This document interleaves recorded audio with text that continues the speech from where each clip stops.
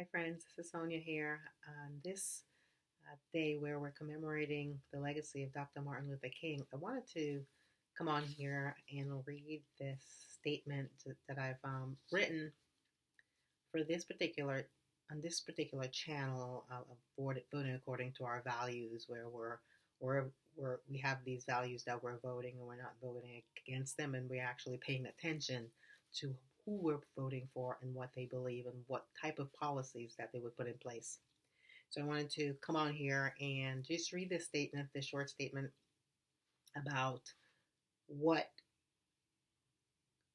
I believe Martin Luther King, his legacy meant, and how he would feel about some certain things that we're doing today as a people, as a African American people, which for as far as I'm concerned, Dr. Martin Luther King stood for universal principles, not just principles for the African American.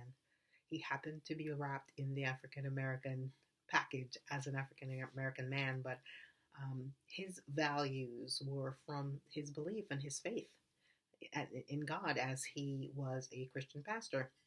His faith led him to believe in upholding justice, and justice being upheld on an equal basis. So equality was very important. Freedom, which he talked about, let freedom ring, let freedom ring, let freedom ring. And of course, freedom, equality, justice for all. And of course, he wanted us to all be united as one people, as one America. There isn't, and I want to show you something. I saw this t-shirt yesterday. A man was wearing this t-shirt, and I really had to take a picture of it. And this is what it said. Okay, well, it's kind of turned around, but it crosses out black race, and then it crosses out white race, and it highlights human race, because we're all together, we're all part of the human race. So let me just read this statement, and we'll get on our way, okay? When I think of Dr. Martin Luther King and his legacy, I cannot help thinking about how we have come so far as a people that we have regressed back into racism. Only now it's reversed and being pushed even by our former oppressors. It seems unreal, yet the strategy is as old as the world is, because the goal is to divide and to conquer. Dr. King believed and taught that as Americans, if one of us is left behind, we are all left behind. If one of us, the rights of even one of us is suppressed and infringed upon, the rights of all are infringed upon. Now we are to believe that it is progress to disadvantage one group for the benefit of another. The current examples are too numerous to mention. Suffice it to say, Dr. King would be appalled that African Americans are championing the likes of CRT and the 1619 Project, which are patently racist. As we commemorate him on the reason he died, I would encourage all of my fellow Americans of African, European, Asian, even Hispanic descent to reject that which divides us, and in the spirit of Christ, whom Dr. King followed, embrace that which unites us. At this point in our history, we need to come together as never before to fight our common enemy of tyranny. Let us therefore recommit ourselves to Dr. King's dream of unity for all people. For surely, if these efforts to divide are successful, we will surely lose this war. But if we remain united, we will be invincible. Please see my articles on soniamorrisforcongress.com. There are several articles there. So I'm going to leave you with 4 takeaways. Number 1, Dr. King's dream is wonderfully encapsulated in the news network One America News. We are one America.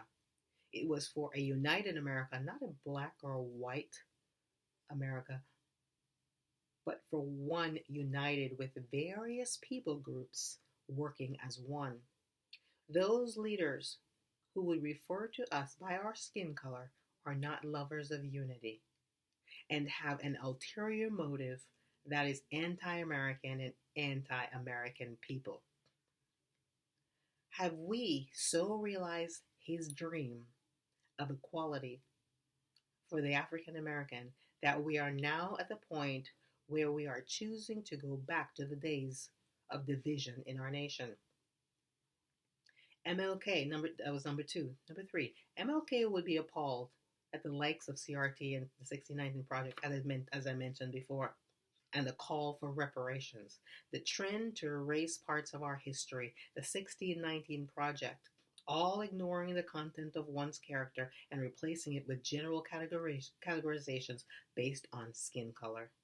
And fourthly, Dr. King, in his boldness, would issue a scathing warning and order to stop America from its destructive journey and arresting the influence of those leaders driving the train with which destination is destruction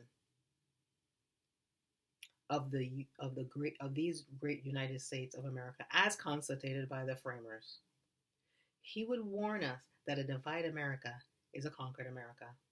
Consider how a united North, in the form of the Union Army, beat the divided South's Confederate Army, which was divided against along color lines. To go back there as a nation would be to our undoing. A divided America will be an America gone under, conquered from within. So again, the encouragement is for us to unite as a people, not to allow those with ulterior motives of dividing and conquering and really lording it over us all to win the day. We must unite together. We must reject all attempts to divide us along color lines, and let's win the day by winning back America. She is in danger of being lost. Our freedoms are being infringed upon, taken away. We see the types of lawsuits that we would never have seen before in years gone by. But now we have this danger of a totalitarian regime that is not just on our shores or at our doors, but right in our very midst. So my friends of Asian descent, African descent, European descent, Hispanic descent, or if you're a beautiful mix of all of those or any of those, let's come together and let's save America, because she certainly needs to be saved. So God bless you, and God bless America.